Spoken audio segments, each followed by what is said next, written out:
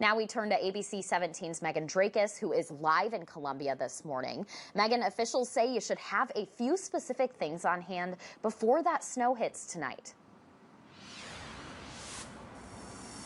Yeah, Molly, and officials are recommending that you get your stuff early before the snow hits. And just since we spoke in the past half hour, I've already seen a dozen more cars pull into this parking lot along the Hy-Vee along Nifong. Now, ABC 17 Storm Track meteorologist Kevin Schneider and I spoke a little earlier this morning, and he says that if you do have any errands to run this morning, or today, you should be back home tonight by around dusk to make sure that you're home before that snow starts to fall.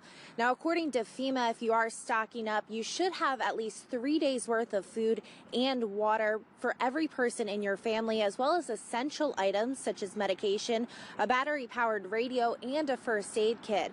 It's also recommended to have extra flashlights and batteries in case you do lose power. Now, the Red Cross also says you should never use a stovetop or oven to heat your home, and never leave a space heater unattended.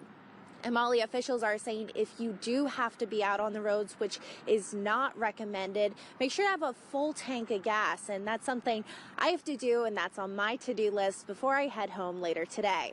For now, reporting live in Columbia, Megan Drakis, ABC 17 News. All right, thank you, Megan. And be sure to tune in to ABC 17 News tomorrow morning, starting at an earlier time at 4:30 as we bring you the latest snow conditions in mid-Missouri.